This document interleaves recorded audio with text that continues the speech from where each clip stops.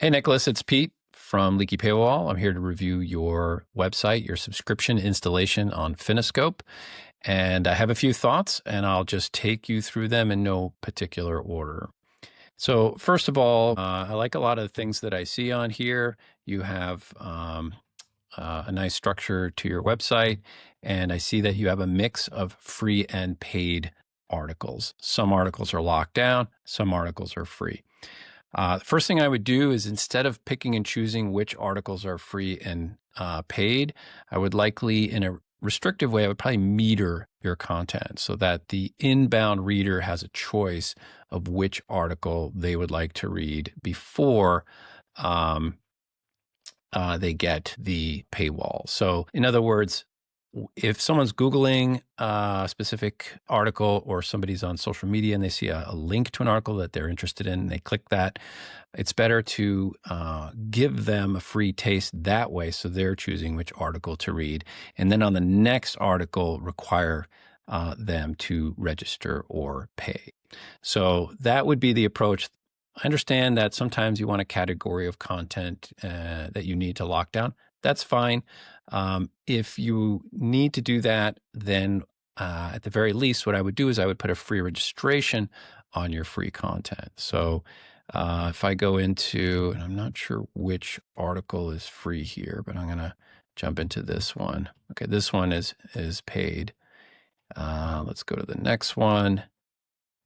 This one is free. So instead of letting me at this article for free, which means your paywall is not really getting in front of enough people, what you can do is put a free registration on here.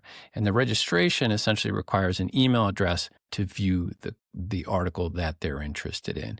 And what that does is it helps build your email list much faster than just allowing everyone to see all your free content. When your email list grows faster and you get your newsletter strategy in place, which I'm not sure what you're doing, but what you're doing is you're driving more people back since you have a bigger list to the site. So you have more traffic back to the site. And then when they're back on the site, you can use targeting to encourage them to pay for a full subscription.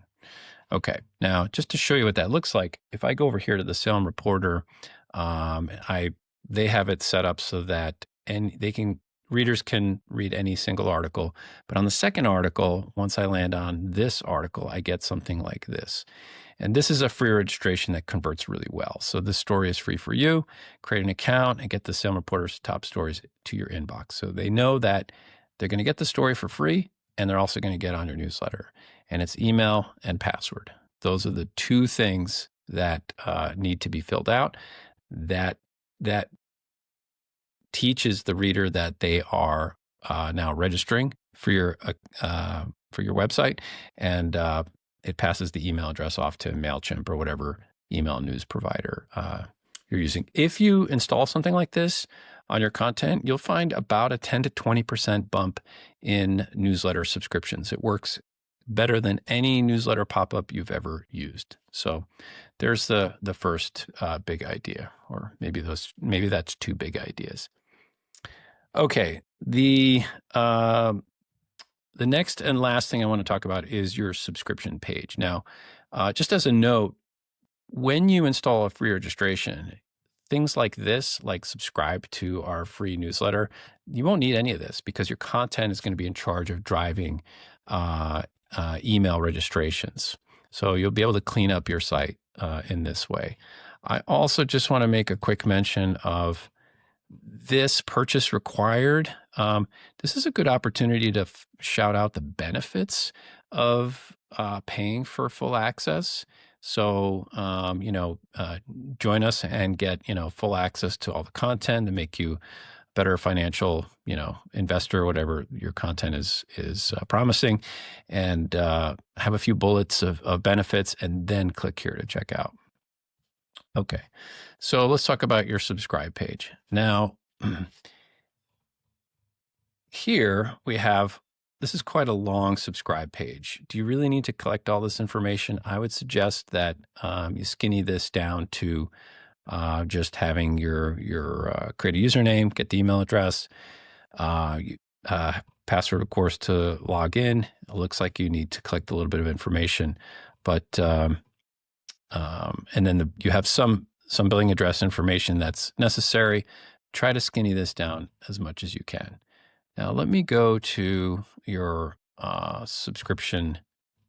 You have a subscription page that has multiple choices on it.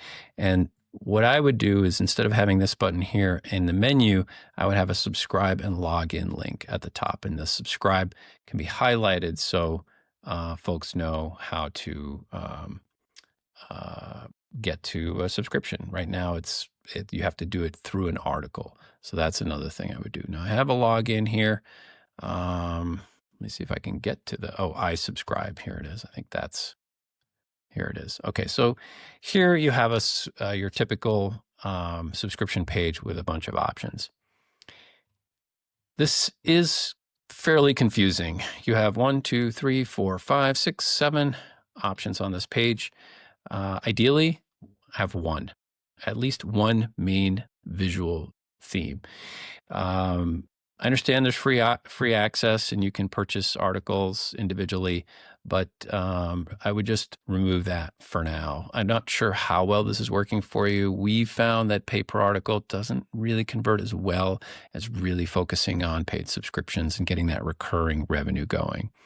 So what I would do is I would move all your group subscriptions, so this like 3 accounts, 5 accounts, 10 accounts, student scope, into a group subscriptions page. So I would create a single call out for like an individual subscription. It's simple. You have, fill out the bullet points and the benefits, and then have text here that says need group access. See our group plans. And then once you click to that, now you can talk about all the group options that you have, and then that person is ready to really focus on your group offerings. But if I'm just an individual, which is probably the bulk of your paid subscribers, then you really should keep it clean and simple. So that's a big, the statistic is that the less choices a reader has, the higher the conversion rate. So think about that. Now, I'm going to show you on the Salem Reporter. If I hit their subscribe page, you'll see what they're giving. They're giving what looks like one option. It's actually 3 options, but it looks like one. This built-in promotion works incredibly well. They're not discounting. The money. They're discounting the time. So you get 3 months for the price of 1. You pay $12, which is their monthly rate. You get 3 months, but then afterwards it renews at the full rate, the $12 per month. They have an annual offering here in text, save another 17%, and they have gift subscriptions as well. Now, what we found is that this single card approach converts really well, much better than having multiple choices.